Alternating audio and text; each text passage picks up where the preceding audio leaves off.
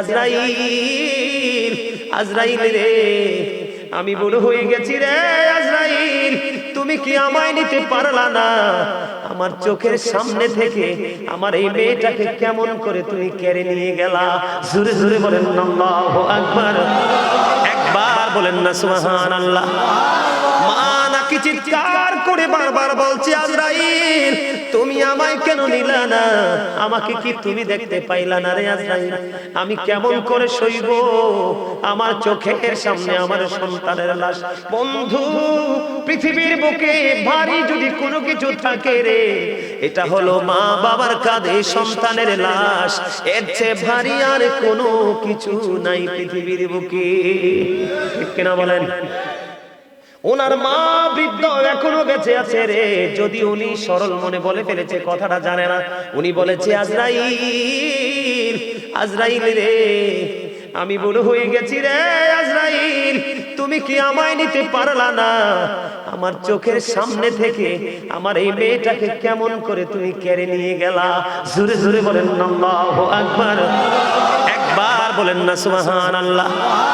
মা নাকি চিৎকার করে বারবার বলছে, আজরাইল তুমি আমায় কেন নিলা না? আমাকে কি তুমি দেখতে পাইলা না রে আজরাইল? আমি কেমন করে সইব? আমার চোখের সামনে আমার সন্তানের লাশ। বন্ধু, পৃথিবীর বুকে ভারী যদি কোনো কিছু থাকে রে, এটা হলো মা বাবার কাঁধে সন্তানের লাশ। এর চেয়ে ভারী আর কোনো কিছু নাই পৃথিবীর বুকে। ঠিক কিনা বলেন? আমারও একটা ছোট ভাই মারা গেছে, সে রবিউল আওয়াল নাম ছিল বন্ধু তার। আমার মনে আছে রে, আমার ভাইটা যখন ইন্তেকাল করেছিল, আমার মা পুরো পাগল হয়ে গেছিল। আমার মা বলতো যে পৃথিবীর কোথায় গেলে আমার কলিজায় শান্তি মিলবে রে, আমি কোথাও গেলে আমি শান্তি খুঁজে পাই না। কোথায় গেলে শান্তি পাবো? এই শান্তি একমাত্র আল্লাহ ছাড়া কেউ দিতে পারবে না।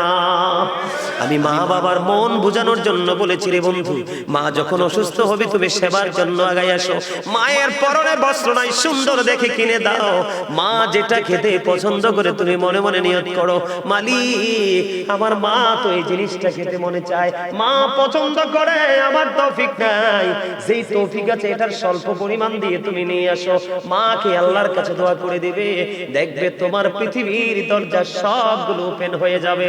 তার একমাত্র প্রমাণ হলাম আমি গাজী সুলাইমান। আমি যদি ব্যক্তিগতভাবে দ্বন্দ্ব বলি, আমার গ্রামের মানুষ এই আলোচনাটা শুনবে। আমি যদি মিথ্যা বলি, আপনারা খবর নিতে পারবেন। আমার জীবনে আমি মায়ের এত বেশি কাপড় ধুয়েছি, মনে হয় না কোনো মেয়ে, এখনকার যুগের মেয়ে মার কাপড় ধোয়। এখনকার মেয়েরা এত বড় বেয়াদব। ও বন্ধু, স্কুল কলেজের কাপড়গুলো অসুস্থ মায়ের জন্য রেখে যায়। মা তুমি এগুলো কি ওয়াশ করে দিও, ঠিক না ঠিক? আর আমি গাজী সুলাইমান, মা গোসল করার পরে বলতাম, মা এটা রেখে দেন, আমি ধুয়ে দিব। অসংখ্য দিন মায়ের কাপড় ধুয়েছি, মায়ের সাথে বন্ধু হাড়ি পাতিল মেজে দিয়েছি। মা যেই কাজটা করতে কষ্ট পাইতো সেই কাজটা আমি মাকে করে দিতাম। তার কারণ মায়ের মলিনতা, মায়ের পরিশ্রম, মায়ের কপালে ঘাম দেখলে আমার কোনোদিন সহ্য হয় না। জোরে জোরে বলেন না সুবহানাল্লাহ। মা এত বড় নিয়ামত, মায়ের প্রেমিক যেই সন্তান মা হারাইছে বন্ধু, সে বুঝে রে পৃথিবীর কেউ নাই ডাক দিয়া ঘরে নেওয়ার। কথা বলেন আছে পৃথিবীতে বন্ধু। গতকালকে আমি বগুড়া থেকে আসার সময় আমার একটা ছেলে, আমার সফর সঙ্গী, সে বলে, ভাই আমার বাবা চলে গেছে, এখন আর আমি সারাদিন সারা রাত্র বাইরে থাকলেও কেউ আমাকে একটা মিনিট ফোন দিয়ে জিজ্ঞেস করে না তুই কোথায় আছিস। এটাই বন্ধু বাস্তবতা। মা বাবার প্রেমের ভুবন, এই ভুবনে যদি কোনো সন্তান ঢুকতে না পারে, মা বাবার কলিজার মধ্যে যে প্রেমের ভবন আছে রে, ওই ভবনে যে সন্তান ঢুকতে পেরেছে তার জীবনে বন্ধু ভ্রমণ শুরু হবে। মৃত্যুর আগে সেই ভ্রমণ শেষ করতে পারবে না, সেই বাগান ভ্রমণ করে। এটা পৃথিবীর সকল কিছুর চাইতে বড় মা বাবার কলিজায় বন্ধু যেই বাগানটা আছে। কিন্তু সন্তানগুলো একটুখানি সুখের জন্য মা বাবার কলিজায় বন্ধু আগুন জ্বালাই দেয়। এই আগুন তোমাকে উপরে বন্ধু পুড়িয়ে ছাই করে দিবে, কোনোদিন তুমি বুঝতে পারবা না। এই কারণে আমি ওই ছোট্ট কালে ক্লাস 9-10 যখন পড়ে একটা গজল লিখেছিলাম বন্ধু বাবা মাকে নিয়ে। কেমনে গেলা পাখি দিয়া মাগো আমায় একা ফেলে, দিবানিশি তুষের আগুন এই হৃদয়ে জ্বলে। বলেন কেমনে গেলা পাখি দিয়া মাগো আমায় একা ফেলে, দিবানিশি তুষের আগুন এই হৃদয়ে জ্বলে। হায়রে কান্দা কান্দা হইছে রে নদী মা, হায়রে কান্দা কান্দা হইছে রে নদী, আমার নয়ন জলে। দিবানিশি তুষের আগুন হৃদয়ে জ্বলে। আদর করে নেইনি গো কেউ আমায় কুলে তুলে, কিছুদিন দূর করিয়া যায় যে আবার ভুলে। ঠিক না বেটি? সন্তানের জন্য চিরস্থায়ী কোল হলো বাবা মার কোল, এর বাইরে আর কোনো কোল নাই যে টেকসই আছে। কথা বলেন না কেন? আদর করে নেইনি গো কেউ আমায় কুলে তুলে, কিছুদিন দর করিয়া যায় যে আবার ভুলে। আমায় নাম দড়িয়া ডাকি দিয়া আর মা,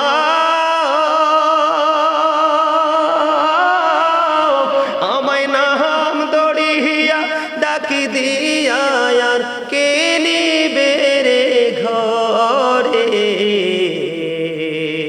দিবানিশি তুষের আগুন এই হৃদয়ে জ্বলে। ঠিক না বা ঠিক? ডাক দিয়ে নেওয়ার মতো কেউ আসেনি। বন্ধু, সেই ছোট্ট থাকতেই গজলটা লিখেছিলাম অনেক বড় অনলাইন থেকে। এই জন্য আমি বলি, দুটো হাদিস থেকে আমরা জানতে পারলাম ভালোবাসলেও কাকে আগে। আল্লাহর পছন্দের কাজ হলো বাবা মাকে ভালোবাসা, তাদের সাথে মিষ্টি আচরণ করা। আবার যদি আল্লাহর অপছন্দের কাজ কোনটা জানতে চাই, এখানেও নবীজি জানিয়ে দিয়েছেন আল্লাহর অপছন্দের কাজ হলো বাবা মার কলিজায় আগুন দেওয়া। জোরে জোরে বলেন নাউজুবিল্লাহ। আপনার আমার কি করা উচিত বন্ধু? আপনার আমার মা বাবার সাথে ভালো আচরণ করা উচিত। নবীজি হাদিস শরীফ বর্ণনা করেছেন, হযরত আবু হুরায়রা রাদিয়াল্লাহু তাআলা আনহু থেকে হাদিস কানা বর্ণিত।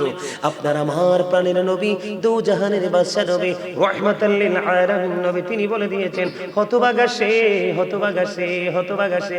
ইয়া রাসূলুল্লাহ, কে গো সেই হতভাগা? ইয়া রাসূলুল্লাহ, আমার নবীজি জানিয়ে দিয়েছেন বাবা মা উভয় বেঁচে আছে অথবা একজন বেঁচে আছে। এই একজন অথবা দুইজনকে পাইলো, পাওয়ার পরেও যদি সন্তান বাবা মাকে ভালোবেসে আদর করে সম্মান দিয়ে মর্যাদা দিয়ে যদি জান্নাতি হতে না পারে, আল্লাহর প্রিয় হতে না পারে, আল্লাহর দিদার প্রাপ্ত বান্দাদের অন্তর্ভুক্ত হতে না পারে, তাহলে তার মতো হতভাগার কেউ হতে পারে না। আমাদের অনেকের বাবা মা দুজনই আছে। আমার নিজের একবারে কাছের মানুষ দেখছি, বিয়ের পরে বউ নিয়ে বন্ধু, বাবা নাই, মা আছে, ঘরে উপযুক্ত বোন আছে। বিয়ের পরে বিবির কথা অনুযায়ী মা বাবা মা ছেড়ে অনেক দূরে চলে এসেছে, মায়ের খবর নেয় না। উপযুক্ত বোন আছে বন্ধু, যেই রকম ভাবে খবর নেওয়ার কথা সেই রকম নেয় না। আমার আশেপাশে আমি দেখেছি বন্ধু, মা অসুস্থ হয়ে আছে, চোখে দেখে না, হাঁটতে পারে না, সন্তান বিবি নিয়ে সন্তানদের কিনে মন খোলাসা ভাবে চলাফেরা করছে, মাকে হাঁটায় না। ও বন্ধু, আমি আপনাদেরকে আজকে আলোচনা শোনাবো। আমি আপনাদেরকে বলতে চাই, এই পৃথিবীতে আসার মূল মাধ্যম হলো বাবা মা। যেই বাবা মার কারণে আমি দেখছি, আমি নিজে দেখেছি, নিজের কানে শুনেছি, মাকে একবার মা বলে ডাকে না, বাবাকে একবার বাবা বলে ডাকে না, আর শ্বশুরকে যে সুন্দর করে আব্বু বলে ডাক দেয়, আম্মু বলে ডাক দেয়। আমি তাদের ডাকের বিরোধিতা করছি না, শ্বশুর শাশুড়ি মুরব্বী তারাও সম্মান, তবে আগে তোমার বাবা মা পাবে সবচেয়ে বড় সম্মান। সবচেয়ে বেশি উচ্চ মর্যাদার হক কে? আমি আপনাদেরকে বলি, মন গড়া কথা বলার অভ্যাসটাই সিম্পল ভাবে বলে দিব বন্ধু।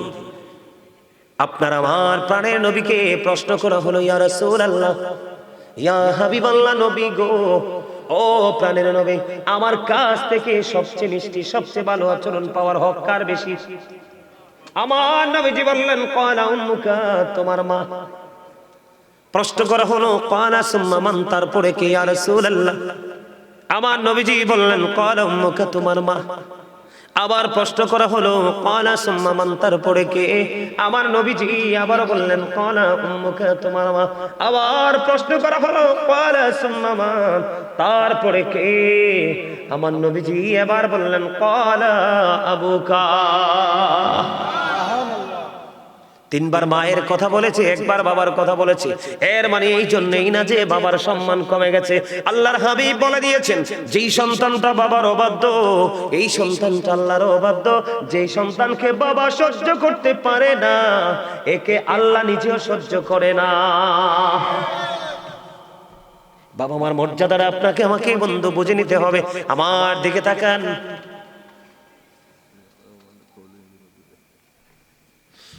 হাদিস শরীফের মধ্যে এসেছে বন্ধু, আল্লাহর হাবিব সরকারে মদিনা তিনি বললেন, এক ব্যক্তি এসে নবীজিকে প্রশ্ন করলেন, ইয়া রাসূলুল্লাহ, বাবার মর্যাদাটা দেখেন, যে একবার বলার কারণে যে বাবার ইজ্জত কমে গেছে এমনটি নয়, কারণ মা বাবার তুলনায় অনেক বেশি কলিজায় ব্যথা সহ্য করে রে সন্তানের জন্য। মায়ের মতো ত্যাগী নারী পৃথিবীতে আর কেউ হতে পারে না। আমরা যদিও পুরুষ, বাংলা জমিনে দেখেন অনেক এক্সাম্পল আছে বন্ধু, অনেক মৌলবী পর্যন্ত আছে, হাফেজ পর্যন্ত আছে, আলেম পর্যন্ত আছে, সন্তান একটা দুইটা ফালাই চলে গেছে, কিন্তু এমনও মা আছে রে, একটা সন্তানের দিকে তাকায়া তার জীবনটাকে কুরবানি করে দিছে। আছে না নাই? আমাদের এলাকাতে বন্ধু একজন আমি দেখেছি, ওনার একটা মাত্র মেয়ে, মেয়েটা গর্ভে থাকা অবস্থায় নাকি ওনার স্বামী চলে গেছে। ওই নারীটা এত আদবের সাথে জীবন যাপন করেছে, কেউ বলতে পারবে না সে বেয়াদব মহিলা, সে বলতে পারবে না কেউ যে অন্যদিকে নজর দিয়েছে বন্ধু। তার দৃষ্টিভঙ্গি, তার চলা পোশাক আশাক আমি সারা জীবন দেখেছি। উনি সাদা, সব সময় সাদা কাপড় পরতো। আমার জীবনে কোনোদিন আমি রঙিন কাপড় ওনার পরনে আমি দেখিনি, অথচ উনি 100% ইয়াং। আল্লাহ দিয়েছে ওনাকে কন্যা সন্তান। এই কন্যা সন্তানের দিকে তাকাইয়া আর জীবনে কোনো স্বামী সংসারে যায় নাই। এই সন্তানের দিকে তাকাইয়া এখন তিনি বুড়ো হয়ে গেছে, বৃদ্ধ হয়ে গেছে, চুলগুলো পেকে গেছে বন্ধু, উনি কোনোদিন বিয়েতে যায় না। এই মায়ের কলিজায় যদি সন্তান আঘাত দেয় রে, আল্লাহর আরশ পর্যন্ত কেঁপে ওঠে। এই জন্য নবীজি বলে দিয়েছেন বন্ধু, তিনবার প্রশ্ন করা হয়েছে, তিনবারে মায়ের কথা বলা হয়েছে, আর একবার বাবার কথা বলা হয়েছে। এই জন্য বাবার ইজ্জত বন্ধু কমে যায়নি। নবীজির কাছে এক ব্যক্তি এসে প্রশ্ন করলো, ইয়া রাসূলুল্লাহ, ইয়া হাবিবাল্লাহ, নবী গো, আমার দৌলত আছে, সম্পদ আছে, সবই আছে, আমার বাবা আমার সম্পদ নিজের মতো করে ব্যয় করতে চায়, নিজের মতো করে খরচ করে। এবার আমার রাসূল বললেন, তুমি তোমার সম্পদ নয়, তুমি নিজেও তোমার বাবার সম্পদ। কথা হাদিস শরীফের মূল ভাষাটাকে আপনারা বুঝতে পারছেন। আল্লাহর হাবিব বলে দিয়েছেন, শুধু তুমি না, শুধু তোমার সম্পদ না, তোমার উপার্জিত অর্থ নয়, শুধু তোমার অর্থ না, তুমি নিজেও তোমার বাবার সম্পদ। বাবা যেমনি চাইবে এমনি তোমাকে ইউজ করতে পারবে, তুমি না করতে পারবে না। এই জন্য বন্ধু কোরআন হাদিস করলে দেখা যায় বাবা মাকে ভালোবাসা একটা সন্তানের জন্য ফরজ, আর বাবা মার করে যায় আগুন দেওয়া, তাদেরকে দুঃখ দেওয়া আমাদের জন্য হারাম। আপনি বলেন, যদি মায়ের পায়ের নিচে যদি জান্নাত হয়, বাবা মায়ের চেহারার দিকে আপনি তাকাইয়া মনে মনে বললেন, মাবুদ, আমার মা কেমন জানি হয়ে গেছে, আমার মা দুর্বল হয়ে গেছে, আমার মা অসুস্থ হয়ে গেছে, কি হয়েছে গো? আপনার মায়ের চেহারাটার দিকে তাকাইয়া আফসোস আপনার অন্তরে চলে আসলো, মায়ের জন্য বন্ধু হৃদয়ে আগুন শুরু হয়ে গেল। আল্লাহর হাবিব বলছেন, এই যে তোমার অন্তরে মায়ের প্রতি যে প্রীতি জন্ম হয়েছে, এটার বিনিময়ে তোমার আমলনামায় হজের সওয়াব দেওয়া হয়ে গেছে। আল্লাহ বরাদ্দ দিয়েছি ইয়া রাসূলুল্লাহ, দৈনিক যদি 100 বার তাকাই, নবীজি বললেন 100 হজের সওয়াব তোমার আমলনামায় চলে যাবে। জোরে জোরে বলুন না সুবহানাল্লাহ। এই বাবা মাকে কষ্ট দেওয়া যায় না বন্ধু। বাবা মা চাইলে আপনি দিতে হবে, পারতাম না শব্দ বলা যাবে না। আর পৃথিবীতে আমার মনে হয় এমন কোন মা বাপ নাই রে যেটা সন্তানের জন্য কষ্ট হবে সেটা মা বাবা চায়। কথা বলেন না, আমার ওয়াজে কি মনোযোগ নাই আপনাদের? পৃথিবীতে এমন কোন বাবা মা আসেনি সন্তানের জন্য এটা চাইলে কষ্ট হবে, এইটা কোনোদিন কোন বাবা মা চায় না। বাবা মা চায় আমি দুঃখের মধ্যে থাকি বন্ধু। কিছুদিন আগে আমাদের বাড়ির পাশে, আজকে মনে 2 দিন বা 3 দিন, 2 দিন হবে, একজন স্কুলের একজন ম্যাডাম মৃত্যুবরণ করেছে। সকালবেলা রান্না করেছে, স্কুলে যাবে। কি আমি শুধু কথাটা আমি শুনছি, আমি প্র্যাকটিক্যালি শুনি নাই, মহিলাদের মুখ থেকে শুনছি বন্ধু। ম্যাডাম একদম ইয়াং, একটা ছেলে একটা মেয়ে, ছেলেটা ক্লাস 9-এ পড়ে। আমি শুনেছি আমার পরিবারে যারা ওই ম্যাডামকে দেখতে গিয়েছিলেন, ওনার মা বৃদ্ধ এখনো বেঁচে আছে রে। যদি উনি সরল মনে বলে ফেলেছে, কথাটা জানে না, উনি বলেছে আজরাইল, আজরাইল রে আমি বুড়ো হয়ে গেছি রে আজরাইল, তুমি কি আমায় নিতে পারলা না? আমার চোখের সামনে থেকে আমার এই মেয়েটাকে কেমন করে তুমি কেড়ে নিয়ে গেলা। জোরে জোরে বলেন আল্লাহু আকবার, একবার বলেন না সুবহানাল্লাহ। মা নাকি চিৎকার করে বারবার বলছে আজরাইল তুমি আমায় কেন নিলা না? আমাকে কি তুমি দেখতে পাইলা না রে আজরাইল? আমি কেমন করে সইব? আমার চোখের সামনে আমার সন্তানের লাশ। বন্ধু, পৃথিবীর বুকে ভারী যদি কোনো কিছু থাকে রে, এটা হলো মা বাবার কাঁধে সন্তানের লাশ। এর চেয়ে ভারী আর কোনো কিছু নাই পৃথিবীর বুকে। ঠিক কিনা বলেন? আমারও একটা ছোট ভাই মারা গেছে, সে রবিউল আওয়াল নাম ছিল বন্ধু তার। আমার মনে আছে রে, আমার ভাইটা যখন ইন্তেকাল করেছিল, আমার মা পুরো পাগল হয়ে গেছিল। আমার মা বলতো যে পৃথিবীর কোথায় গেলে আমার কলিজায় শান্তি মিলবে রে, আমি কোথাও গেলে আমি শান্তি খুঁজে পাই না। কোথায় গেলে শান্তি পাবো? এই শান্তি একমাত্র আল্লাহ ছাড়া কেউ দিতে পারবে না। আমি মা বাবার মন বোঝানোর জন্য বলেছি রে বন্ধু, মা যখন অসুস্থ হবে তুমি সেবার জন্য আগাই আসো। মায়ের পরনে বস্ত্র নাই, সুন্দর দেখে কিনে দাও। মা যেটা খেতে পছন্দ করে তুমি মনে মনে নিয়ত করো, মালিক আমার মা তো এই জিনিসটা খেতে মনে চায়, মা পছন্দ করে, আমার তৌফিক নাই, যেই তৌফিক আছে এটার স্বল্প পরিমাণ দিয়ে তুমি নিয়ে আসো। মাকে আল্লাহর কাছে দোয়া করে দিবে, দেখবে তোমার পৃথিবীর দরজা সবগুলো ওপেন হয়ে যাবে। তার একমাত্র প্রমাণ হলাম আমি গাজী সুলাইমান। আমি যদি ব্যক্তিগতভাবে দ্বন্দ্ব বলি, আমার গ্রামের মানুষ এই আলোচনাটা শুনবে। আমি যদি মিথ্যা বলি, আপনারা খবর নিতে পারবেন। আমার জীবনে আমি মায়ের এত বেশি কাপড় ধুয়েছি, মনে হয় না কোনো মেয়ে, এখনকার যুগের মেয়ে মার কাপড় ধোয়। এখনকার মেয়েরা এত বড় বেয়াদব। ও বন্ধু, স্কুল কলেজের কাপড়গুলো অসুস্থ মায়ের জন্য রেখে যায়। মা তুমি এগুলো কি ওয়াশ করে দিও, ঠিক না ঠিক? আর আমি গাজী সুলাইমান, মা গোসল করার পরে বলতাম মা এটা রেখে দেন, আমি ধুয়ে দিব। অসংখ্য দিন মায়ের কাপড় ধুয়েছি, মায়ের সাথে বন্ধু হাড়ি পাতিল মেজে দিয়েছি। মা যেই কাজটা করতে কষ্ট পাইতো সেই কাজটা আমি মাকে করে দিতাম। তার কারণ মায়ের মলিনতা, মায়ের পরিশ্রম, মায়ের কপালে ঘাম দেখলে আমার কোনোদিন সহ্য হয় না। জোরে জোরে বলেন না সুবহানাল্লাহ। মা এত বড় নিয়ামত। মায়ের প্রেমিক যেই সন্তান মা হারাইছে বন্ধু, সে বুঝে রে পৃথিবীর কেউ নাই ডাক দিয়া ঘরে নেওয়ার। কথা বলেন আছে পৃথিবীতে বন্ধু। গতকালকে আমি বগুড়া থেকে আসার সময় আমার একটা ছেলে, আমার সফর সঙ্গী, সে বলে ভাই আমার বাবা চলে গেছে, এখন আর আমি সারাদিন সারা রাত্র বাইরে থাকলেও কেউ আমাকে একটা মিনিট ফোন দিয়ে জিজ্ঞেস করে না তুই কোথায় আছিস। এটাই বন্ধু বাস্তবতা। মা বাবার প্রেমের ভুবন, এই ভুবনে যদি কোনো সন্তান ঢুকতে না পারে, মা বাবার কলিজার মধ্যে যে প্রেমের ভবন আছে রে, ওই ভবনে যে সন্তান ঢুকতে পেরেছে তার জীবনে বন্ধু ভ্রমণ শুরু হবে। মৃত্যুর আগে সেই ভ্রমণ শেষ করতে পারবে না, সেই বাগান ভ্রমণ করে। এটা পৃথিবীর সকল কিছুর চাইতে বড় মা বাবার কলিজায় বন্ধু যেই বাগানটা আছে। কিন্তু সন্তানগুলো একটুখানি সুখের জন্য মা বাবার কলিজায় বন্ধু আগুন জ্বালাই দেয়। এই আগুন তোমাকে উপারে বন্ধু পুড়িয়ে ছাই করে দিবে, কোনো দিন তুমি বুঝতে পারবা না। এই কারণে আমি ওই ছোট্ট কালে ক্লাস 9-10 যখন পড়ে একটা গজল লিখেছিলাম বন্ধু বাবা মাকে নিয়ে। কেমনে গেলা পাখি দিয়া মাগো আমায় একা ফেলে, দিবানিশি তুষের আগুন এই হৃদয়ে জ্বলে। বলেন কেমনে গেলা পাখি দিয়া মাগো আমায় একা ফেলে, দিবানিশি তুষের আগুন এই হৃদয়ে জ্বলে। হায়রে কান্দা কান্দা হইছে রে নদী মা, হায়রে কান্দা কান্দা হইছে রে নদী আমার নয়ন জলে।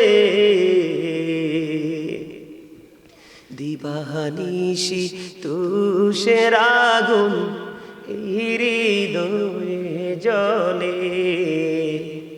আদর করে নেইনি গো কেউ আমায় কুলে তুলে, কিছুদিন দূর করিয়া যায় যে আবার ভুলে। ঠিক না বেটি?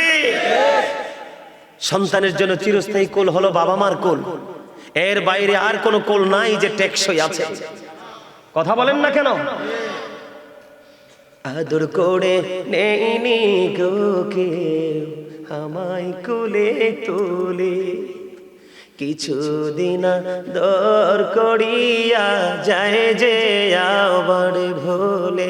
আমায় নাম দড়িয়া ডাকি দিয়া আর মা,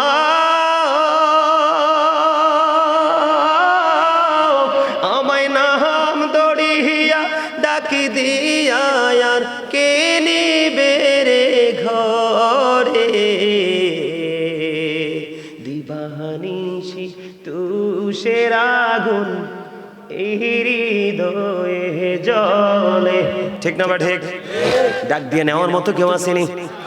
বন্ধু সেই ছোট্ট থাকতেই গজলটা লিখেছিলাম, অনেকবার অনলাইন থেকে ভালো লাগলে শুনে নেবেন। যেটা আমি বলতে চেয়েছিলাম বন্ধু, বাবার অবাধ্য হইলে আল্লাহর অবাধ্য। বাবা যা চায় তা দিতে হবে, মা যা চায় তা দিতে হবে, মাকে কষ্ট দেওয়া যাবে না। বন্ধুরে আমার, যদি কষ্ট দাও তুমি আল্লাহ এবং আল্লাহর হাবিবের কথার উপর কথা বলেছো, আল্লাহ রাসূলের কণ্ঠস্বরের উপর তুমি কণ্ঠস্বর উঁচু করেছো, আল্লাহর হাবিব বলেছে তুমি করো না, তুমি করেছো। কথা বুঝতে পারছেন নি? বন্ধুরে আমার, আল্লাহর হাবিবের কণ্ঠস্বরের উপর যদি আপনার কণ্ঠস্বরটা উঁচু হয়ে যায়, আপনার জীবনের যত করব এগুলো মনের অজান্তে বন্ধু শেষ হয়ে যাবে।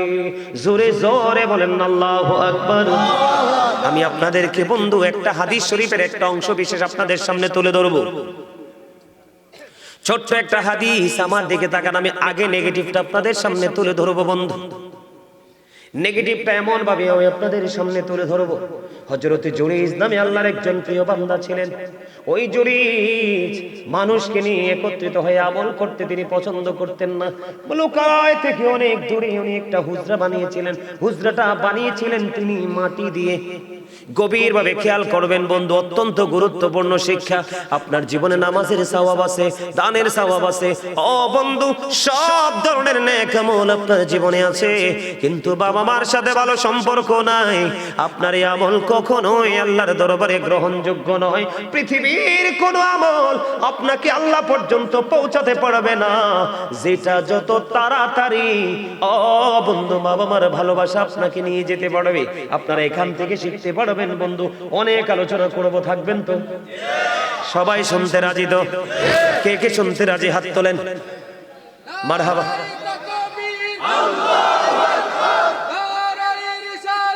ইয়া রাসূলুল্লাহ জিন্দাবাদ জিন্দাবাদ আহলে সুন্নাত ওয়াল জামাত। কাজী সুলাইমান আল কাদরি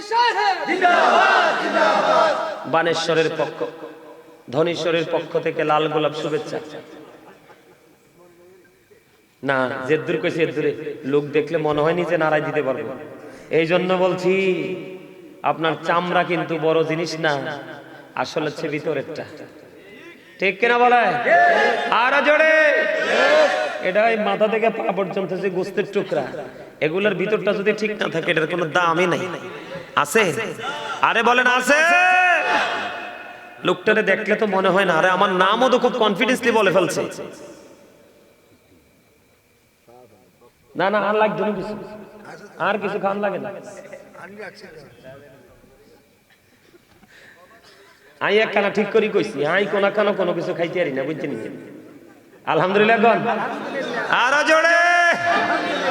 আমি যত আলোচনা করব আমার হৃদয় তত শীতল হবে। আমি হচ্ছে সেই মানুষ, আমার কলিজা ওয়াজ চলাকালীন চা দিয়ে পানি দিয়ে ভিজানো লাগে না, আমারটা এমনি ভিজে যায়। আমি গল্প বলছি না তো, হাজার হাজার ভিডিও দেখবেন। আমি মদিনাতুল মুনাওয়ারায় গিয়েছি, মক্কাতুল মুকাররমায় গিয়েছি, হজে গিয়েছি।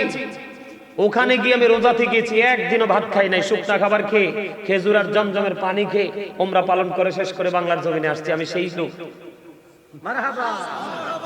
আমি কোনো মানুষের বাড়িতে কিছু খাই না।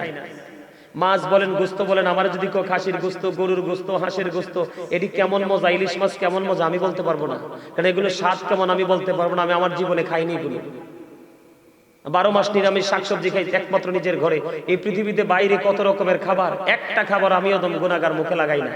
আমি সেই লোক। অহংকার করে বলছি না, আল্লাহর দরবারে শুকরিয়া জ্ঞাপন করে বলছি, আল্লাহ যে আমাকে এই যেই তাকওয়াটা অবলম্বন করার মতো ক্ষমতা দিয়েছে, এটা আমি মনে করি এটা আমার জন্য স্পেশাল এক নিয়ামত। জোরে করুন আলহামদুলিল্লাহ। আরো জোরে। বিশ্বাস করেন, আমাকে যদি কেউ খাবারের জন্য বিরক্ত করে আমি রাগ করি, কিন্তু আমাকে যদি বলে হুজুর আধা ঘন্টা আরো বাড়াই আলোচনা করেন, আমি খুশি হই। বিশ্বাস করবেন আপনারা? এটা বিশ্বাস হয়? আলহামদুলিল্লাহ বলেন। আমি আল্লাহর রহমত, মদিনাওয়ালার নেগায়, মা বাবার দোয়ায় আমি আসলে সত্যি যত আলোচনা করব ততই আমার হৃদয় শীতল হবে, তৃষ্ণা ততই মিটবে। আমার চা খেয়ে, দুধ খেয়ে, পানি খেয়ে আপনারা দেখবেন চেকিং করে, আমার জীবনে কোনো রেকর্ড নাই যে ওয়াজের ময়দানে 2 ঘন্টা 3 ঘন্টা আলোচনা করেছি। ওই যে তোমরা তো ছিলে, ইসমাইল তোমরা ছিলে না ওই দিন, প্রায় 2.5 ঘন্টার উপরে আলোচনা করছি। খাইছি চা আগে দেখছো? আমার কিছু লাগে না। কনা আমিন। আরো জোরে কনা আমিন। আরো মহব্বতে কনা আমিন। বন্ধুরে আমার, হৃদয়ে খুলে শোনো, বিশেষ করে তোমরা যুবক। আমি এখনো পর্যন্ত, আমার মা ওই দিন বলেছে, আমার গাজী সুলাইমান এখনো আমার কাছে সেই ছোট্ট ছেলে। সুবহানাল্লাহ বলবেন না? এবার বোঝেন মায়ের কলিজায় আমার বসতিটা কত বৃহৎ। একজন প্রশ্ন করেছিলেন আমার মাকে, আমার মা এক জায়গায় গিয়েছিলেন একটা দাওয়াতে আমার ফ্যামিলি পরিবার সহ। মা বলতেছে আমি চলে যাই তাড়াতাড়ি, কারণ আমার ছেলেটা প্রোগ্রামে যাবে, তাকে হাদিয়া দিতে হবে। আর একজন প্রশ্ন করেছিল, আপনি কি বললেন এইটা? আপনার এত বড় ছেলে, এটা কি ছোট্ট ছেলে নাকি যে এখনো আপনার পকেট থেকে টাকা দিতে হয়? আমার মা বলেছে, আমার ছেলের আমার টাকা ছাড়া তার দিন চলে না, রাত চলে না। প্রতিদিন আসার সময় মার কাছ থেকে গাড়ি ভাড়া নিয়ে আসি। বন্ধু বিশ্বাস করবেননি, এটা যুবক তোমাদেরকে বোঝানোর জন্য বলি রে। আমার কলিজায় মায়ের প্রতি এত বেশি এক্সপেকটেশন। মা আমার 100 টাকা লাগবে দেন, 500 টাকা লাগবে দেন, মার কাছ থেকে খুঁজে খুঁজে বাজার করি। মার কাছ থেকে এটাতে আমি অনেক প্রশান্তি পাই। যা করি সবগুলো মোট করে নিয়ে মায়ের কাছে দিয়ে দে। মা কি করেছে এটা দ্বিতীয়বার আর জিজ্ঞেস করি না, মা আপনার কাছে দিলাম, এই টাকাগুলো কি করেছেন এটা আমি একটা বারের জন্য মাকে প্রশ্ন করি না। কারণ বন্ধু, মা যে কষ্ট আমাকে নিয়ে করেছে রে, সারা পৃথিবী যদি মায়ের কদমে নিয়ে ফেলায়, আমার চামড়া চুলে যদি জুতা বানাই দেই, আমার চামড়া দিয়ে যদি তুষক বানাই দে, তারপরেও তো মায়ের ঋণ আমি শোধ করতে পারবো না। বন্ধু আমি তোমাদেরকে বলবো, 4 বছর যদি মাকে কাঁধে করে ঘোরাও রে, কাঁধে করে চড়াও রে, তাহলে একটা রাত্রের দুধ পানের ঋণ শোধ হবে না। আমরা কি বুঝতে পারি মায়ের কাছে আমরা কতটা ঋণী, বাবার কাছে আমরা কতটা ঋণী? আপনারা বোঝেন না, আল্লাহ বলেছেন আমার গোলামি করো। কি করো? আল্লাহর গোলামি করো, আল্লাহর সাথে কাউকে শরীক করিও না। এই যে লৌহে মাহফুজের কোরআন, আল্লাহর অমীয় বাণী, যেটাকে বলা হয় দা হোলি কোরআন, পবিত্র গ্রন্থ, এই গ্রন্থের মধ্যে আল্লাহ রাব্বুল আলামিন মা বাবার কথা তুলে ধরেছে একাধিক বন্ধু সূরার মধ্যে। সূরা আনকাবুতের মধ্যে আল্লাহ রাব্বুল আলামিন বলেছেন যে আমি আমার বান্দাদেরকে অর্ডার করেছি মা বাবার সাথে সৎ ব্যবহার করার জন্য। জোরে জোরে বলেন না সুবহানাল্লাহ, আরো জোরে বলেন না সুবহানাল্লাহ। আপনারা কি দুর্বল হয়ে পড়েছেন? আরো জোরে বলেন, প্রমাণ দেই আমি আপনাদেরকে বন্ধু। আল্লাহ রাব্বুল আলামিন কি বলেছে দেখেন, ছোট্ট করে বলছি, ওয়া ওয়াসাইনাল ইনসানা বিওয়ালিদাইহি হুসনা। আল্লাহ রাব্বুল আলামিন বলে দিয়েছে, আল্লাহর বান্দাকে অর্ডার করেছে আল্লাহ রাব্বুল আলামিন, তোমরা তোমাদের বাবা মার সাথে কি করো? উত্তম আচরণ করো, ভালো আচরণ করো, প্রেমময় আচরণ করো। সুবহানাল্লাহ বলেন। আজকে মা বাবার কথা বললে অনেক সন্তান শুনতে চায় না। এরে বড়ুরা দলেশ্বরের যুবক বন্ধু, তোমরা সবাইকে আমি আমার হৃদয় থেকে বলছি, হৃদয় খুলে শোনো। জুরিজ যেমন একজন আল্লাহওয়ালা ছিল, তিনি মানুষ নিয়ে আমল করতে পছন্দ করতেন না, মানুষের ভিড়ে তিনি থাকতে পছন্দ করতেন না। লোকালয় থেকে অনেক দূরে নির্জন একটা জায়গায় তিনি একটা হুজরা বানাইলো। হুজরা বানাইছে, তার মানে ইবাদতের জন্য একটা কেন্দ্রবিন্দু তিনি তৈরি করেছে। তিনি আমল করতেছেন, দিন যায় রাত যায়, দিন যায় রাত যায়। একদিন তিনি হুজরার মধ্যে বন্ধু নামাজের নিয়ত বাঁধলেন। নামাজের নিয়ত বাঁধা অবস্থায় মা দুঃখিনী বাইরে চলে আসলেন। এসে ডাকে, বাবা জুরিজ, বাবা গো তুমি কোথায় গো বাবা? আমি মা এসেছি তোমার সাথে দেখা করার জন্য। এখন খেয়াল করবেন, গভীর খেয়াল, জুরিজ কিন্তু নামাজ পড়তেছে। কি করতেছে? সেজদার চাইতে, ইমানের পরে সেজদার চাইতে দামি আমল আর কিছু আসেনি। কপালে আল্লাহ, কপালটা আল্লাহর কুদরতি কদমে ঠেকানো, এটার চেয়ে দামি আমল আসেনি। খেয়াল করবেন বন্ধু, বুখারী শরীফের হাদিস। ছেলেটা নিয়ত করে নামাজ পড়তেছে, এদিক দিয়ে হুজরার বাহিরে থেকে এসে বন্ধু, ধরেন একটা এক্সাম্পল, হুজরা বললে অনেকে বোঝে না সাধারণ মানুষ, ধরেন ঘরের ভিতরে ছেলে নামাজ পড়ে, বাহির থেকে মা ডাকতেছে, বাবা জুরিজ, আমি মা এসেছি তোমার সাথে দেখা করবো। এবার জুরিজ ডেকে ডেকে বলে, আল্লাহ আল্লাহ গো, আমি তো নামাজের নিয়ত বেঁধে ফেলেছি, এখন আমি কি আমার মায়ের ডাকে সাড়া দিব নাকি আমি নামাজ খানা চালিয়ে যাব? ওই সন্তান হযরত জুরিজ, আল্লাহর বুজুর্গ বান্দা, সে কি করলেন? মায়ের ডাকে সাড়া দিলেন না। সাড়া না দিয়ে তিনি নামাজটাই চালিয়ে গেলেন। নামাজ শেষ হলো। নামাজ শেষ করার পরে এবার বাইরে এসে চাইয়ে দেখে মা দুঃখিনী বন্ধু বাইরে নাই, চলে গেছে।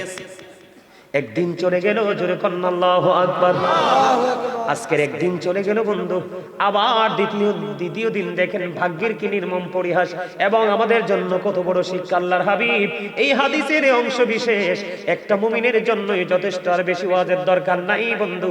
এবার কি করলেন হযরত জুরিজ? আবার দ্বিতীয় দিন তিনি আবারও নামাজরত অবস্থায়, নামাজ চলাকালীন মা দুঃখিনী আসলো। মা দুঃখিনী এসে ডেকে ডেকে বললেন, বাবা বাবা গো, আমি আজকে এসেছি তোমার সাথে একটু দেখা করবো গো বাবা, তুমি আমাকে একটু দেখা দাও। এবার আজকেও জুরিজ মনে মনে ভাবে আগের মতো, মনিব ও আমার মাওলা, আমি আজকেও তো নামাজরত অবস্থায়, আমি কি নামাজ চালিয়ে যাব নাকি আমার মায়ের ডাকে আমি সাড়া দেব? আজকেও ছেলেটা মায়ের ডাকে সাড়া দিলেন না, চিন্তা করতেছেন আমি আগে নামাজটা শেষ করে ফেলি। নামাজ যখন শেষ হয়ে গেল বন্ধু, দ্বিতীয় দিন বাইরে এসে চাইয়া দেখে আজকে তো মা নাই। মা আজকেও চলে গেছে। 2 দিন পার হয়ে গেল বন্ধু। তৃতীয় দিন আবার আসলো। তৃতীয় দিন আবার আসার পরে চাইয়া দেখে হযরত জুরিজ আজকেও বন্ধু নামাজরত অবস্থায়। মা বারবার ডাকে, বাবা বাবা গো, এক এক করে 2 দিন তোমার কাছে আসলাম গো বাবা, দেখা হলো না, আজকে এসেছি বাবা, আমি তোমার সাথে দেখা করব। আজকে হযরত জুরিজ তিনি বলতেছে, আমি আজকেও তো নামাজরত অবস্থায়, আমি কি নামাজ চালিয়ে যাব গো নাকি আমি আমার মায়ের ডাকে সাড়া দিব? ওই 2 দিনের মতো আজকেও তিনি চিন্তা করলেন, আমি আজকেও সারা দিব না, নামাজটা শেষ করে মায়ের ডাকে সারা দিব। বন্ধু হাদিস শরীফ প্রমাণ করেছে, এক এক করে 3 দিন পার হয়ে গেল, ছেলেটা নামাজরত অবস্থায় মায়ের ডাকে সারা দিল না, মায়ের সাথে দেখা করলো না। তৃতীয় দিন নামাজ শেষ করার পরে বাইরে এসে চাইয়ে দেখে আজকেও মা নাই। মা এক এক করে 3 দিন আসলো, ছেলেটা দেখা দিল না। যাওয়ার সময় মা আল্লাহর কাছে দরখাস্ত দিয়ে গেল, মানি গো, আমি এক এক করে 3 দিন ছেলেটার সাথে দেখা করতে আসলাম, ছেলেটা আমায় দেখা দিল না। আমি মা আজকে তোমার কাছে দরখাস্ত দিয়ে গেলাম, তাকে বেশ্যা মহিলার মুখ না দেখাইয়া মরণ দিও না। জোরে জোরে বলেন নাউজুবিল্লাহ।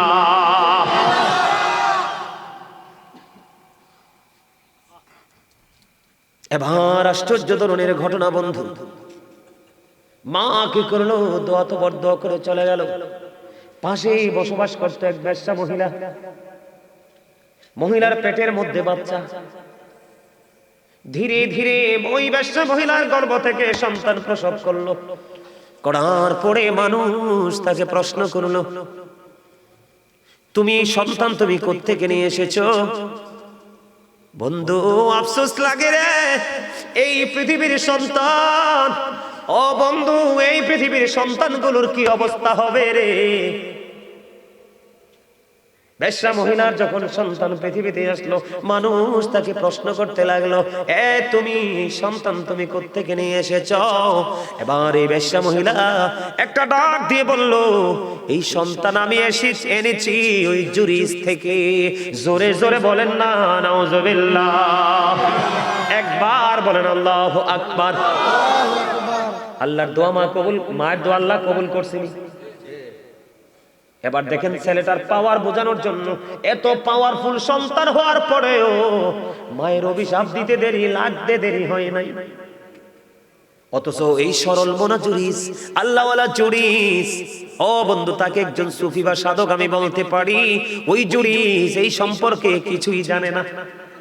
সরল মনা জুরিস যখন শুনতে পাইলো এই বাচ্চাটা বেশ্যা মহিলার গর্ভে জুরিস থেকে এসেছে, বন্ধু তৎকালীন সময়ে মানুষগুলো পাগল পারা হয়ে গেল, পাগল দেওয়ানা হয়ে গেল বন্ধু। এবার জুরিজের কাছে চলে আসলো, জুরিজের হুজরাটা ভেঙে ফেললো, জুরিজকে প্রহার করা শুরু করলো, তাকে হুজরা ভেঙে টেনে হেসড়ে তার হুজরা থেকে বের করা হলো। আর সরল মনা জুরিজ ডেকে ডেকে বলে, বন্ধু তোমরা আমাকে বলো না আমি কি অপরাধ করেছি? কয় তোমার অপরাধ হলো ওই বেশ্যা মহিলার সাথে তুমি অবৈধ মেলামেশা করে বেশ্যা মহিলাকে তুমি গর্ভে সন্তান দিয়েছো। এবার আল্লাহওয়ালা জুরিস, এবার দেখেন আমি সন্তান, তোমরা ভাই বাবা আমি তোমাদেরকে বোঝাচ্ছি, সন্তানটার এত বড় বুজুর্গ ছিল, এত পাওয়ারফুল ছিল সন্তানটা, এত বড় বুজুর্গ ছিল। এবার সরল মনা জুরিস বন্ধু নামাজ পড়লেন, নামাজ পড়ার পরে এবার তিনি ডাক দিয়ে বললেন, এ বাচ্চাটাকে আমার কাছে নিয়ে আসো। অসংখ্য মানুষ ওই জুরিজের এই সিমটম দেখার জন্য চলে আসলো, জুরিজ যে অপকর্ম করেছে সেটার অবনতি দেখার জন্য আসলো। মানুষগুলো বন্ধু পলকিন দৃষ্টি দিয়ে তাকিয়ে আছে। এবার জুরিজ বন্ধু নামাজটা শেষ করলো, নামাজ শেষ করার পরে বললো, বাচ্চাটাকে আমার কাছে নিয়ে আসো। বাচ্চাটাকে যখন তার কাছে নিয়ে আসা হলো, এবার জুরিজের বরকতময় হাত ওই বাচ্চাটার পেটটার উপর রেখে বাচ্চাটাকে একটা ডাক দিয়ে বললো, বাবু বাবু বলো না তোমার বাবাকে। এবার বন্ধু ছোট্ট মাসুম বাচ্চা, নবজাত শিশু, এবার ওই শিশুর অটোমেটিক্যালি জবান খুলে গেল। ও বন্ধু যেমনি জবান খুলে গিয়েছিল ঈসা রুহুল্লাহর, সুবহানাল্লাহ বলেন না, তেমনি ভাবে ওই অবলা ছোট্ট শিশুটার জবান খুলে গেল। এবার ওই ছোট্ট শিশু জুরিদের হাত পেটটার উপর রাখতে দেরি ছোট্ট শিশু ডাক দিয়ে বলল, ওই রাখাল আমার বাবা। জোরে জোরে বলেন না সুবহানাল্লাহ। একবার পড়েন আল্লাহু আকবার।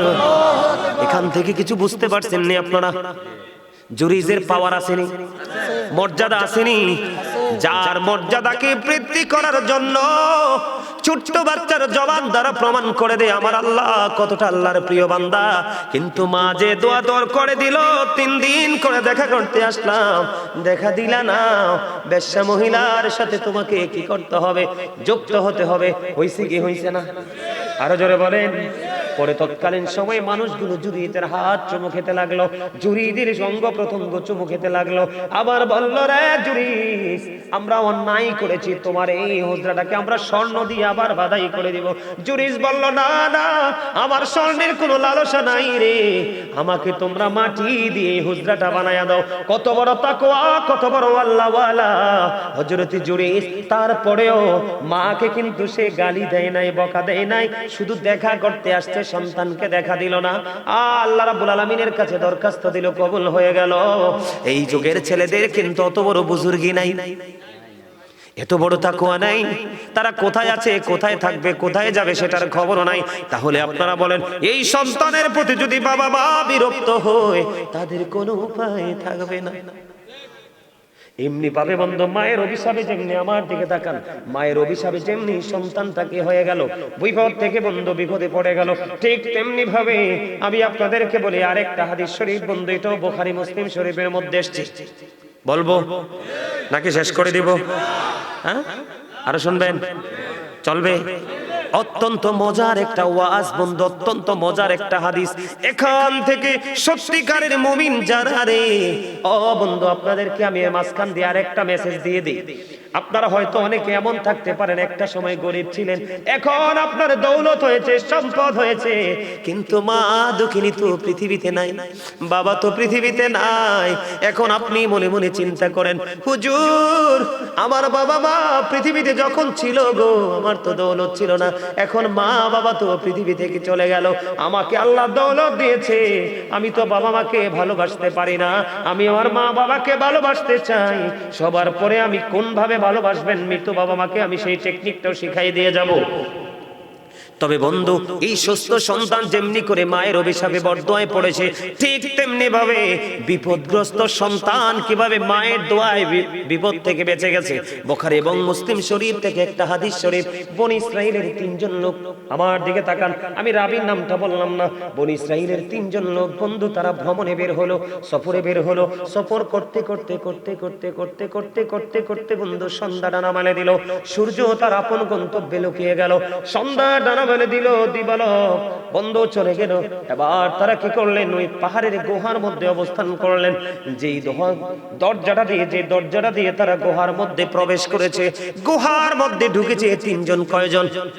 গুহার মধ্যে বন্ধু ঢুকেছে তিনজন লোক।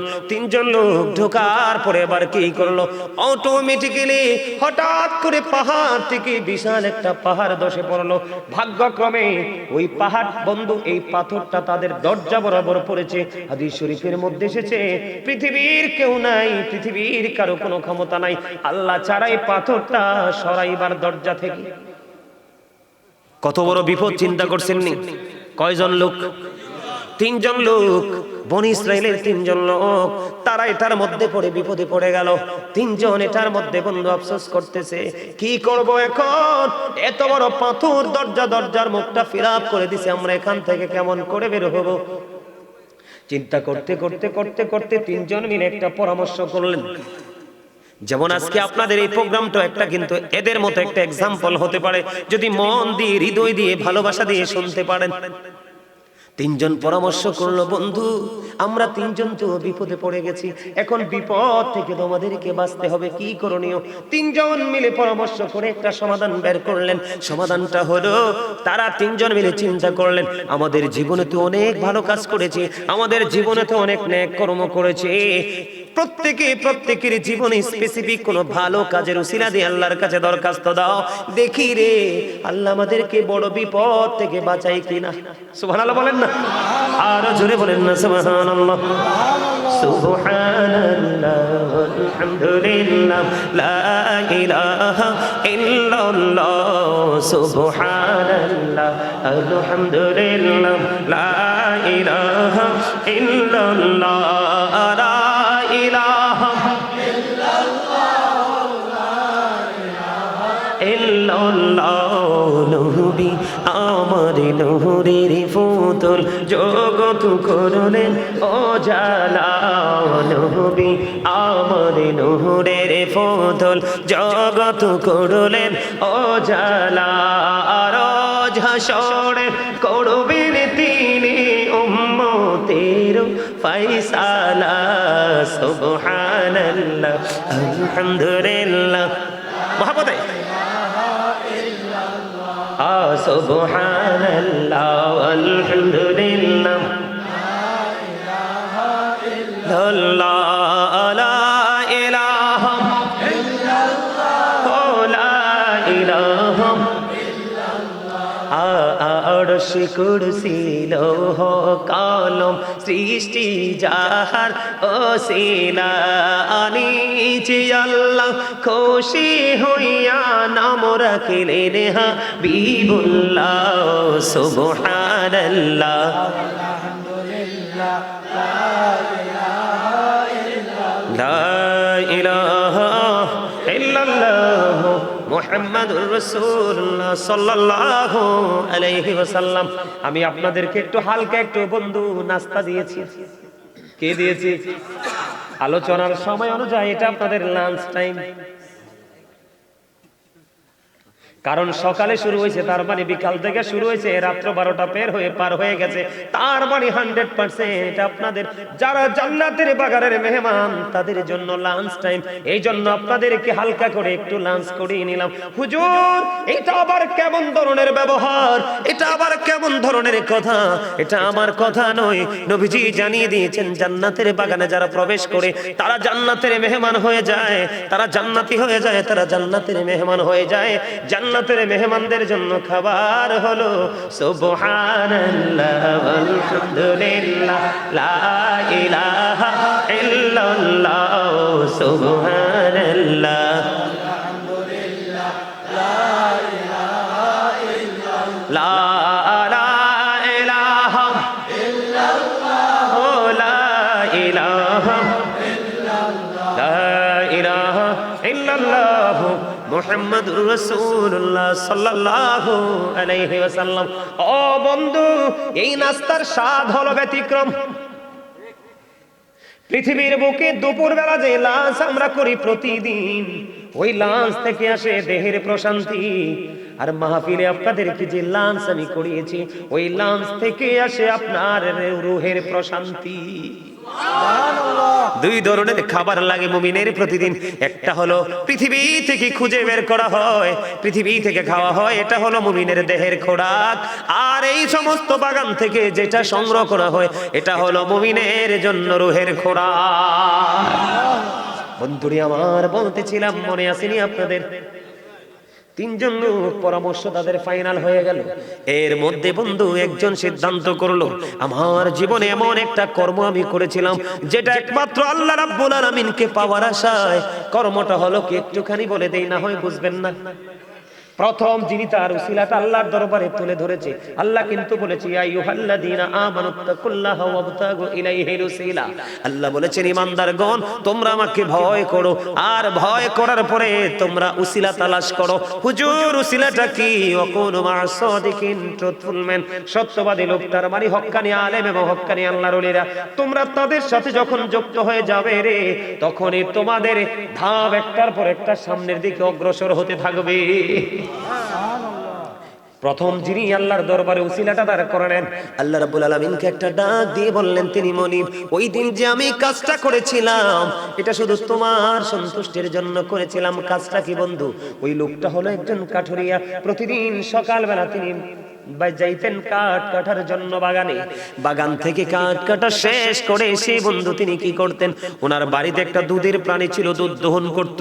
তিনি কি করতেন? কাঠ কেটে এসে কাঠগুলো রেখে দিয়ে আগে তিনি দুধ দহন করতেন। দুধ দহন করে করে কাউকে আগে খাওয়াইতেন না। ওনার বিবি ছিল, সন্তান ছিল, বিবিকেও দিতেন না, সন্তানকেও দিতেন না।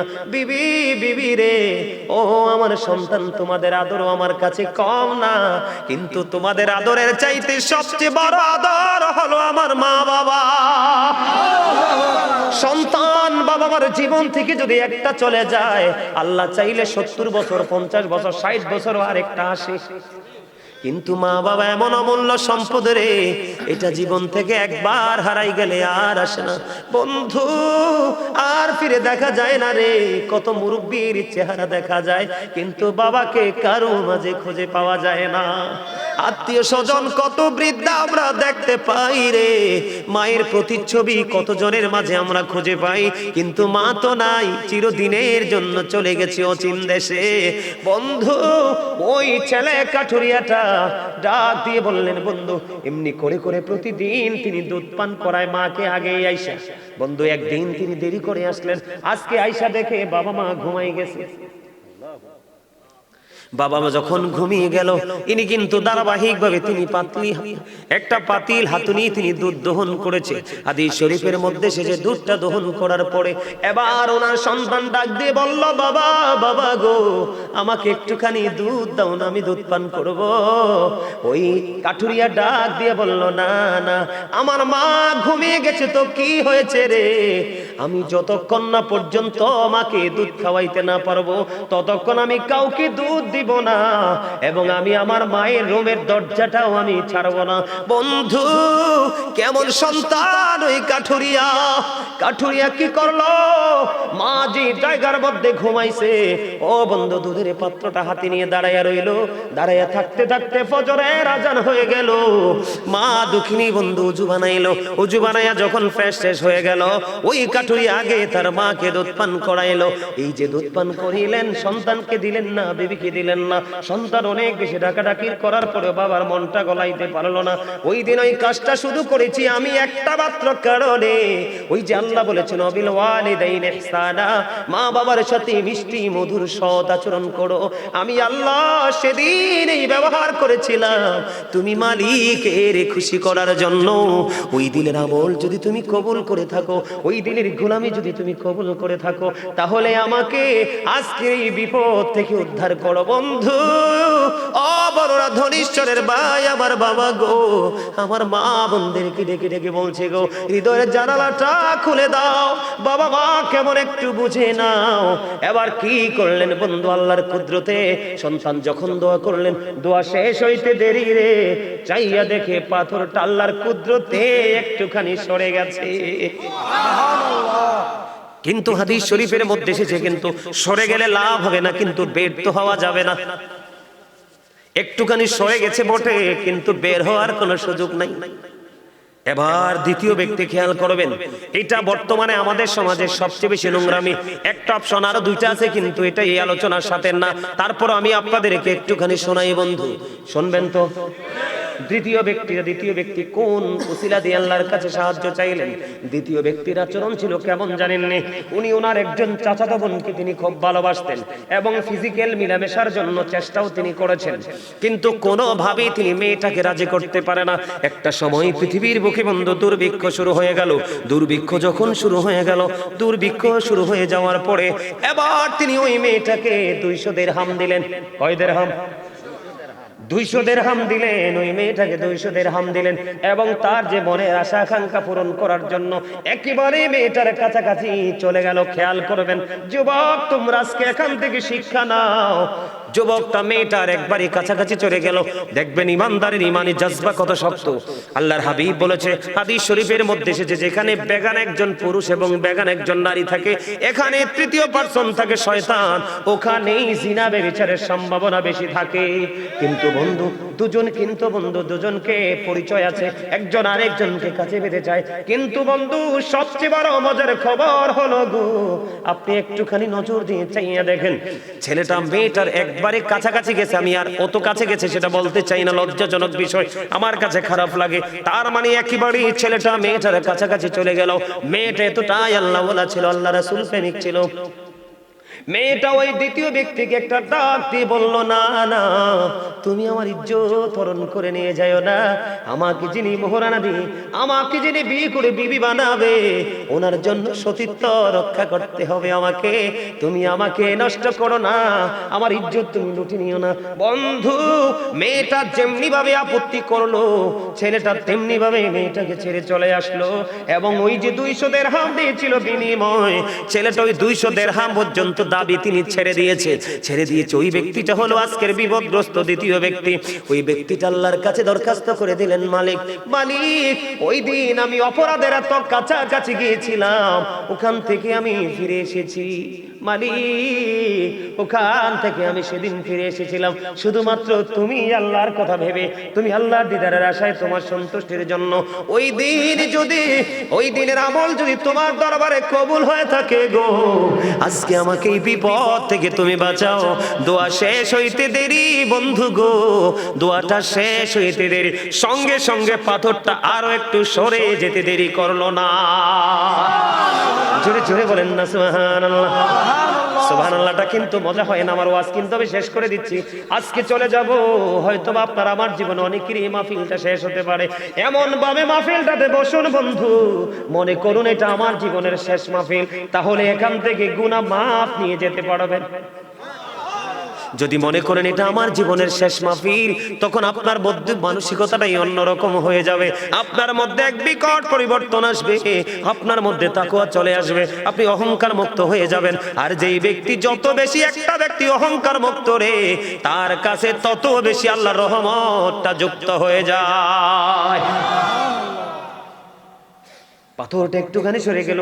এটার সাথে আমি আরেকটা ছোট্ট নিয়ামতের পরিপূর্ণ একটা ঘটনা যুক্ত করতে চাই, যেটা খলিফাতুল মুসলিমিন হযরত ওমর রাদিয়াল্লাহু তাআলা আনহুর জামানায় ঘটেছিল। একজন যুবক, একজন যুবতী, একটা যুবতী একটা যুবককে ভালোবাসতো। প্রতিদিন এই মেয়েটার বাড়ির উপর দিয়ে ছেলেটা নামাজ পড়তে যাইতো।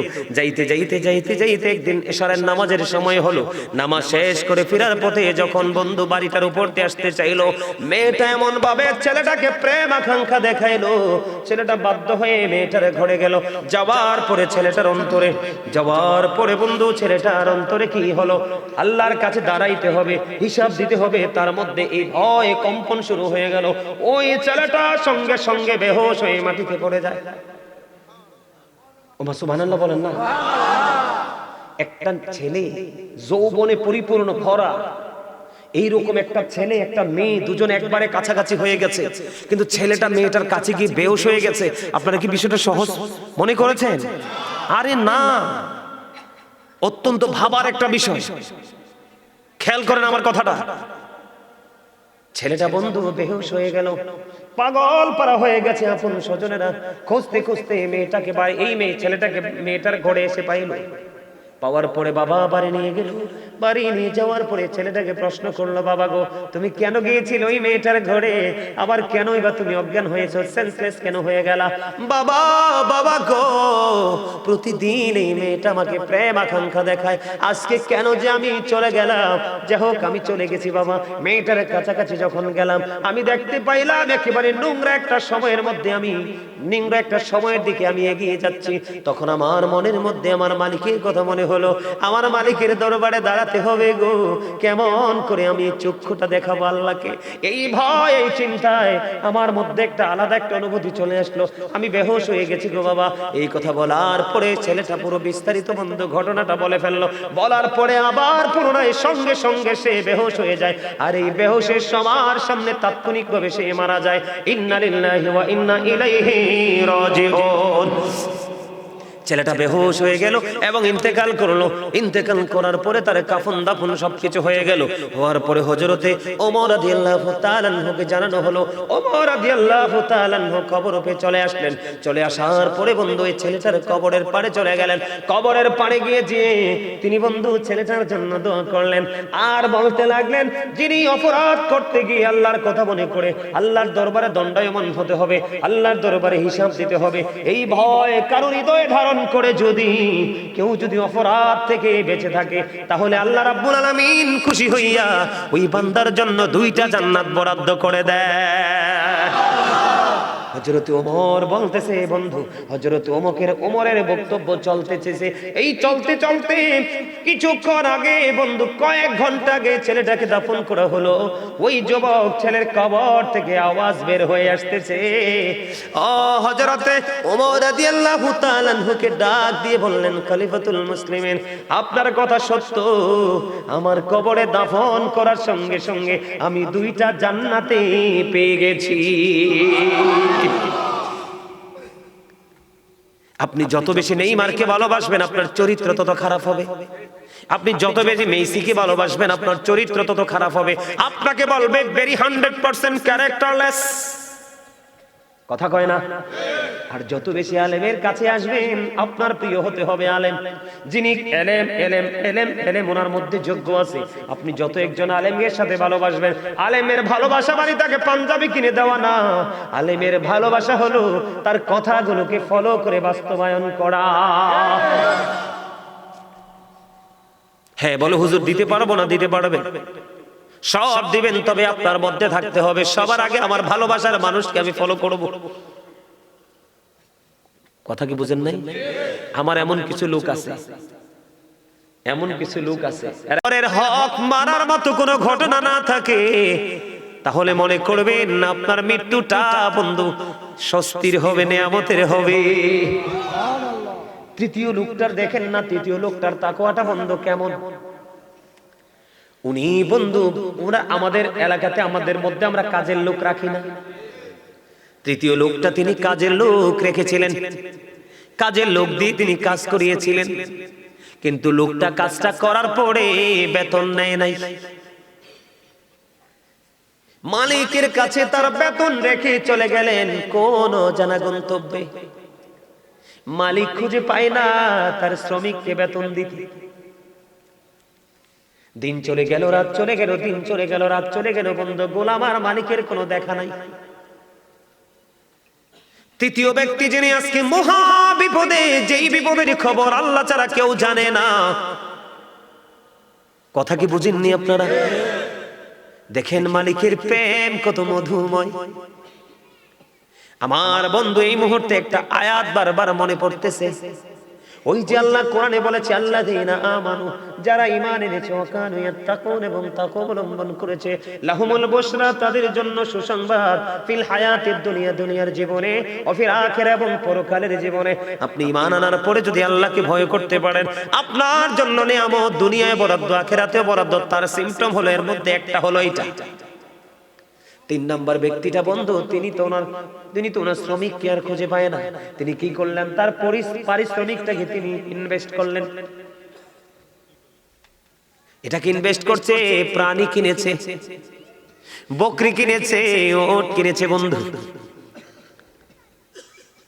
এই ওট একটার পর একটা বাচ্চা দিতেছে, বকরি একটার পর একটা বাচ্চা দিতেছে। দিতে দিতে দিতে দিতে দিতে দিতে বন্ধু অনেক বকরি এবং ওট হয়ে গেল। সুবহানাল্লাহ বলেন না? সুবহানাল্লাহ। তার মানে একটা প্রাণী থেকে আরেকটা প্রাণী, আরেকটা প্রাণী থেকে আরেকটা প্রাণী বিকট হয়ে গেল। হঠাৎ করে একদিন বন্ধু ওই শ্রমিক চলে আসলো। সুবহানাল্লাহ বলেন না? হঠাৎ করে একদিন বন্ধু ওই শ্রমিক চলে আসলো। আসার পরে মালিকের কাছে ডাক দিয়ে বলতেছে, মনিব, আপনি তো কিছু দিনের জন্য, সাময়িক সময়ের জন্য আমার মনিব, আপনার কাছে আমি কিছু বেতন পাও না, আপনার কাছে আমি কিছু পারিশ্রমিক পাও না, আমাকে দয়া করে যদি আমার এই পারিশ্রমিকটা দিতেন গো, আমি একটু বেশি বেশি উপকৃত হতাম। বন্ধু গায়ের পশম গুলো দাঁড়িয়ে যায় রে, কেমন প্রেম তাদের সিনায়। মালিক ঢুকিয়ে দিল, আমি আজকে এই বড়রা ধনীশ্বর থেকে আল্লাহর কাছে দরখাস্ত দিব, মালিক তুমি রহমতের নজরে তাকায় দেখো গো মালিক, কত মানুষ, কত আমার দাড়ি ফাঁকা মুরব্বী বাবারা, কত আমার ভাইয়েরা, মাহফিল কমিটি, পর্দার অন্তরালে রয়েছেন আমার মা বোনেরা, যাকে তোমার বেশি পছন্দ হয় গো, তার উতিলায় আজকে আমাদেরকে ওই 3 নাম্বার তাকওয়াবান ব্যক্তির মতো বানায়া দাও, আমরা যেন ভুগি না হই, আমরা যেন ত্যাগী হতে পারি। আমিন বলেন না?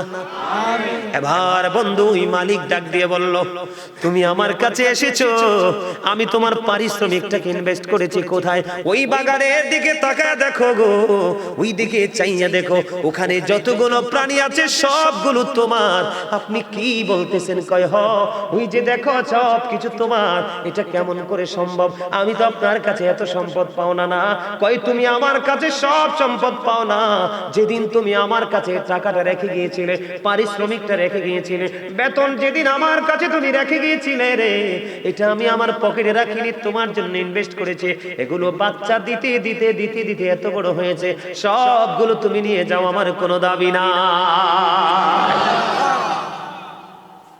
ওই ব্যক্তি আজকে বন্ধু ওই পাহাড়ের মধ্যে বিপদে পড়ে আছে। এবার কি করলেন? আল্লাহর দরবারে দরখাস্ত করে দিলেন, মালিক ওই যে আমার এই গোলামি শুধু পৃথিবীর কাউকে খুশি করার জন্য নয়, আমি যা করেছিলাম তোমাকে খুশি করার জন্য, ওইটা যদি তুমি কবুল করে থাকো গো, আজকে আমাকে বিপদ থেকে বাঁচাও না গো মালিক। বন্ধু, তৃতীয় ব্যক্তির দোয়া শেষ হইতে দেরি রে, শেষ হইতে দেরি। এবার চাইয়া দেখে পুরো পাথরটা আল্লাহর কুদরতি ভাবে সরে গেছে, তিনজনই বিপদ মুক্ত হয়ে গেছে। পারবেন নি এইভাবে করতে? সবাই পারবেন? হযরতে আবু সাঈদ রাদিয়াল্লাহু তাআলা আনহু থেকে বর্ণিত, যাদের বাবা মা নাই তাদের জন্য বন্ধু ওয়াজ। তিনি বলেছেন, বনু সালামা গোত্রের লোক এসে বললেন, ইয়া রাসূলুল্লাহ, নবী গো, ও প্রাণের নবী, আমার তো বাবা মা চলে গেছে পৃথিবী থেকে, আমি তাদের সাথে সৎ ব্যবহার করতে চাই গো, আমি কেমন করে তাদের সাথে সৎ ব্যবহার করব? সুবহানাল্লাহ বলেন না। আপনার বাবা চলে গেছে তো কি হয়েছে, আপনি কি থাকবেন, আমি কি থাকবো? আমরা যে কোনো সময় চলে যাব, চলে যাওয়ার পরেও তাদের সাথে ভালো আচরণ। যেমন ধরেন বাবা মার সাথে মরে যাওয়ার পরে আচরণ। আমি এক্সাম্পল স্বরূপ বলছি বন্ধু, হাদিসের ভাষা অনুযায়ী একটা কালো মেয়ে বাবা আপনার জন্য ভদ্র চয়েস করে গেছে, কিন্তু বাবা বিয়েটা দিতে পারে নাই। বাবা চলে যাওয়ার পরে বাবা বলে গেছে, বাবা এটাকে আমি আমার ঘরের বউ বানাবো, আমি তাদেরকে কথা দিয়েছি, আপনি যদি বাবা চলে যাওয়ার পরে মেয়েটা কালো হওয়ার পরেও বাবার কথা অনুযায়ী মেয়েটাকে বউ করে ঘরে নিয়ে আসেন, তাহলে হয়ে যাবে বাবার সাথে মিষ্টি আচরণ। বাবা চলে গেছে কিন্তু বাবার বন্ধু দুনিয়ায় বেঁচে আছে, আপনি বাবার বন্ধুর সাথে ভালো আচরণ করবেন, বাবার বন্ধুর খোঁজ খবর রাখবেন, বলবেন, চাচা গো, আমার বাবা চলে গেল, আমি আপনাকে দেখলে বাবার কথা মনে হয়ে যায়, প্রশান্তি আসে, বাবার সাথে ভালো আচরণ করবেন। যেমন আজকের এই মাহফিল, যারা বাবা মার মৃত্যুবার্ষিকী বা বাবা মার আত্মার মাগফিরাতের জন্য টাকা দিয়ে, পয়সা দিয়ে, শ্রম দিয়ে আজকে যারা আয়োজন করেছেন, তারা আপনার আপন স্বজন কবরবাসীর সাথে ভালো আচরণ করেছেন। তাদের জন্য কোরআন খতম পড়াবেন, মিলাদ পড়াবেন, মাহফিল করাবেন, দান সদকা করাবেন, ওয়াদা যেটা দেয় সেটা করবেন, তাদের বন্ধু এবং বান্ধবীর সাথে ভালো সম্পর্ক রাখবেন, এবং প্রত্যেকটা জুমার দিনে বাবা মার কবর জুম্মার নামাজ শেষে জিয়ারত করতে যাবে। পারবেন নি নাকি পারবেন না?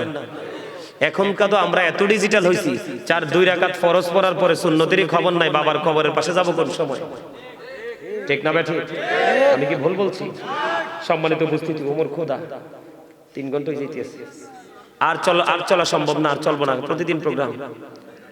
সম্মানিত উপস্থিতি, আপনাদেরকে বিনীতভাবে অনুরোধ করব, জীবনে যাই কিছু করেন, বাবা মার সাথে খারাপ ব্যবহার মনে রাখবেন একটা কথা, তাদেরকে ভালোবাসা সম্মান করা ফরজ, আর তাদেরকে কষ্ট দেওয়া হারাম। তাবারুক আছে? তাবারুক আছে? আপনারা যারা বাহিরে দাঁড়িয়ে আছেন সবাই ভিতরে চলে আসেন, আপনারা সবাই ভিতরে চলে আসেন, আসেন।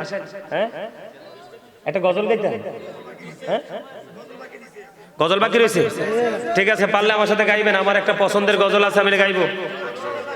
হ্যাঁ, গজল তো গাইছি না, এই জায়গাতে তো গজলটা গাওয়া যায় না, বাবা মাকে নিয়ে আলোচনা করতে গেলে আসলে একটু ব্যতিক্রম মনোভাব চলে আসে।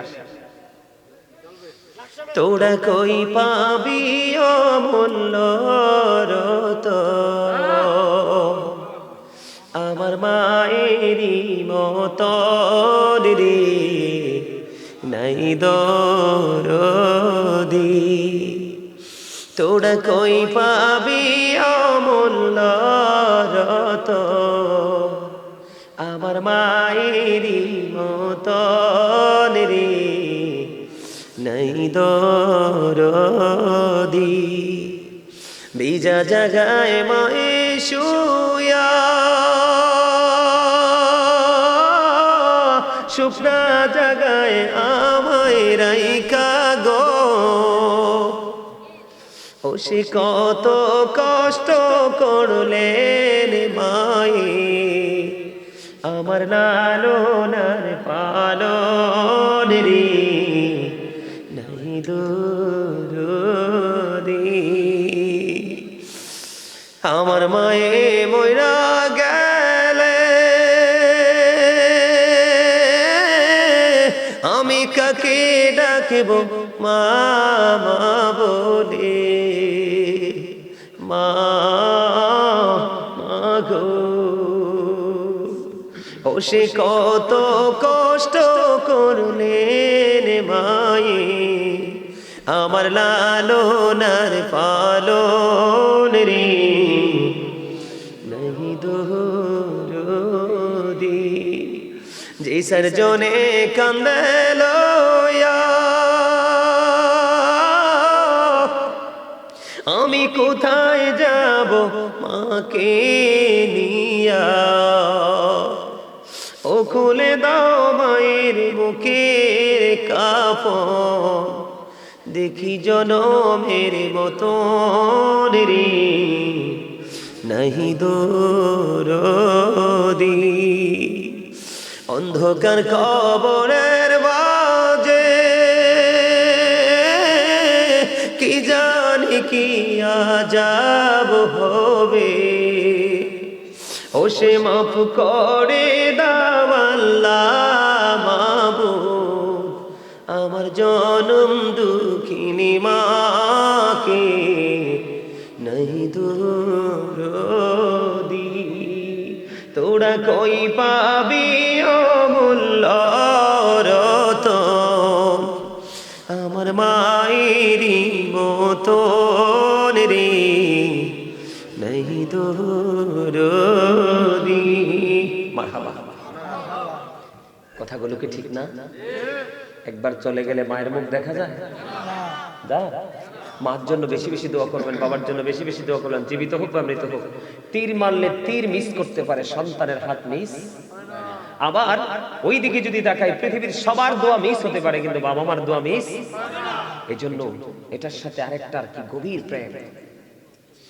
ও আমার মা নাই, আমার বাবা নাই, দয়াল রে দয়াল, আমার কি মা ডাকার সাদ নাই রে, আমার কি বাবা ডাকার সাদ নাই রে। বলেন আমার মা নাই, আমার বাবা নাই, দয়াল রে দয়াল, আমার কি মা ডাকার সাদ নাই রে, আমার কি বাবা ডাকার সাদ নাই রে।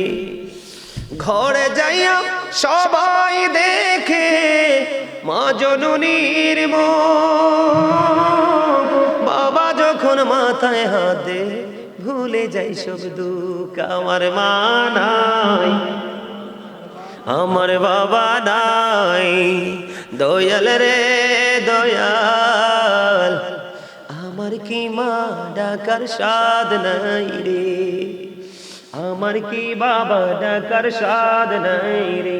বলেন শয়নে স্বপনে শুধু মা তোমার কথা মনে হয়, শয়নে স্বপনে শুধু মা তোমার কথা মনে হয়। কতদিন দেখি না তোমার, ভুলে কি গেছো আমার, ভুলে কি গেছো আমার। আদর সোহাগ মাগো আর কোথা পাবো, কারা চলে আমি নিজেকে জড়াবো। আদর সোহাগ মাগো আর কোথা পাবো, কারা চলে আমি নিজেকে জড়াবো। কার কাছে ধরবো মিছে বায়না, তোমার মতো কেহ নাই, শয়নে স্বপনে শুধু মা তোমার কথা মনে হয়। আমার ভুবন জুড়ে শুধু দুঃখ জ্বালা, কে আর পরাবে আমায় সুখের সে মালা। আমার ভুবন জুড়ে শুধু দুঃখ জ্বালা, কে আর পরাবে আমায় সুখের সে মালা, কপলে কে দেবে আর কাজলের টিপ, তুমি জেনে ধরায় শয়নে স্বপনে শুধু